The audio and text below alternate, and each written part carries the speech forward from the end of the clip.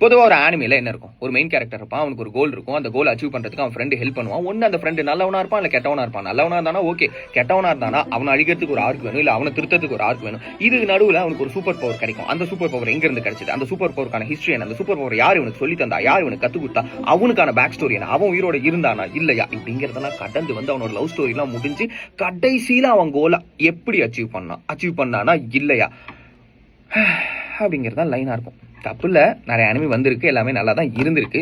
But இது எதுவுமே இல்லாமல் கம்ப்ளீட்டாக வேறு மாதிரியான ஒரு அனிமி பார்க்கணும்னு நினைக்கிறீங்களா? இருக்கே. ஒரு நாள் சம்மந்தமே இல்லாமல் ஹீரோ ஒரு ரிச்சுவல்ஸ் பண்ணதுனால வேற ஒரு ஊரில், வேற ஒரு நாட்டில், வேற ஒரு டைம் லைனில் வேற ஒருத்தரோட உடம்புக்குள்ளே போயிடுறான். சரி, எப்படி இங்கே வந்தோம், இதுலேருந்து எப்படி ரிட்டர்ன் ஆகுதுன்னு நினச்சிட்டு இருக்கப்ப அந்த உடம்போட ஒரிஜினல் ஓனர் இருக்கான்ல, அவனுக்கு ஒரு பிரச்சனை அங்கே நடக்குது. அந்த பிரச்சனை மூலமாக இவனும் அதில் சிக்கிக்கிறான். அதனால ஒரு ஆர்கனைசேஷனில் சேர வேண்டிய நிலைமை வந்தது. அங்கே சேர்ந்ததுக்கு அப்புறம் அவனுக்கு சில சூப்பர் பவர்ஸ் கிடைக்குது. அந்த சூப்பர் பவர்ஸ்லாம் எப்படி வந்தது, அந்த சூப்பர் பவர்ஸ் கிடைச்சதுக்கு அப்புறம் இவன் என்ன ஆனா, அது மட்டும் இல்லாமல் இவன் தனியாக ஒரு டீம் வேற ரெடி பண்ணிட்டு இருக்கான். வேற இடத்துல இருக்கவங்க எல்லாம் கூப்பிட்டு வந்து இந்த டீம் என்னாச்சு இப்படிங்கிற மாதிரியான ஒரு காம்ப்ளிகேட்டட் அனிமி சீரீஸ் தான்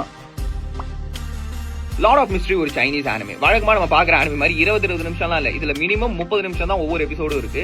பார்க்க ஸ்டார்ட் பண்ணும்போது குழப்பமா இருந்தது. பட் அந்த குழப்பம் பார்க்க இன்னும் அதிகம் தான் ஆகுது. பட் அந்த குழப்பமே நமக்கு ஒரு தனி இன்ட்ரெஸ்ட் உண்டு பண்ணுது.